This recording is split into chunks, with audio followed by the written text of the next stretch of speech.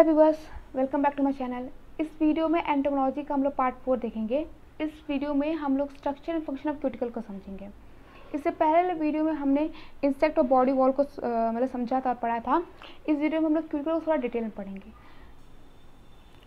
आज का हमारा कंटेंट होगा क्यूटिकल होता क्या है, क्यूटिकल के बारे में जानेंगे, डिफरेंट लेयर्स ऑफ क्यूटिकल को समझेंगे, स्ट्रक्चरल फार्मूला ऑफ कैटिन को समझेंगे। वैसे स्ट्रक्चरल फार्मूला ऑफ कैटिन कोई ज़्यादा इतना इंपॉर्टेंट नहीं है, बस नॉलेज के लिए देखेंगे। फंक्शन ऑफ क्यूटिकल, ये सबसे इंपॉर्टेंट हमारा है, फंक्शन ऑफ क्यूटिकल उसको समझेंगे। सबसे पहले हम लोग क्यूटिकल को देखते हैं।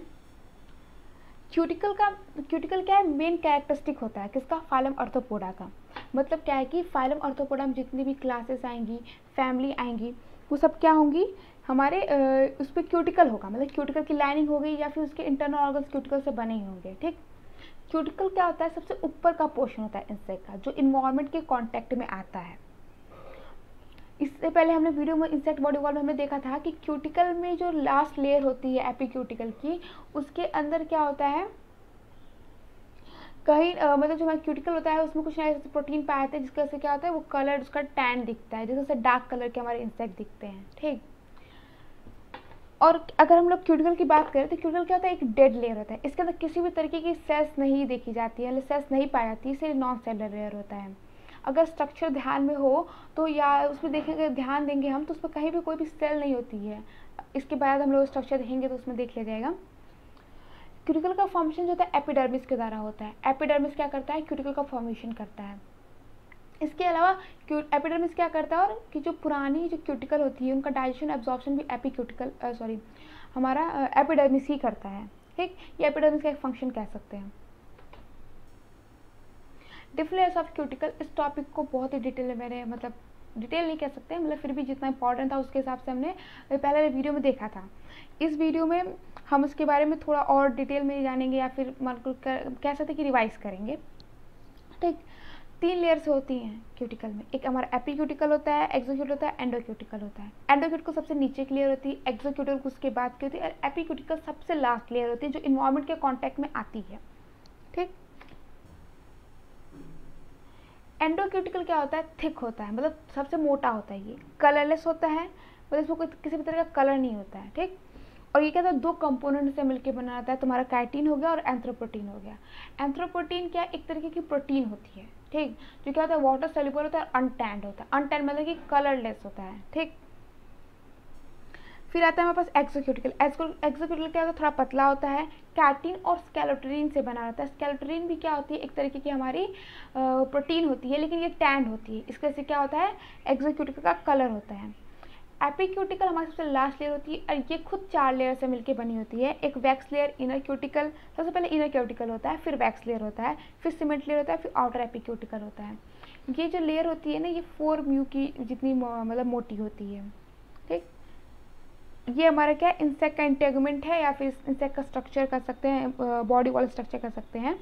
ये हमारा एंडोक्यूटिकल है जो रेड कलर का दिख रहा है, इसके ऊपर वाला एक्सोक्यूटिकल है, सबसे ऊपर हमारा एपीक्यूटिकल है। अगर हम ध्यान दें तो इसमें कहीं किसी तरह की सेल्स नहीं दिखाई दे रही है। नीचे एपिडर्मिस, उसमें सेल है, न्यूक्लियस है, सब कुछ दिख रहा है, लेकिन यहाँ पे कुछ ऐसा नहीं है। तो ये क्या है, डेड लेयर होती है, नॉन सेलर होती है। ठीक, ये बाकी जो ये सब ऊपर के ब्रिस्टल वगैरह दिख रहे हैं, ये सब मॉडिफिकेशन होता है एपिडर्मिस सेल का।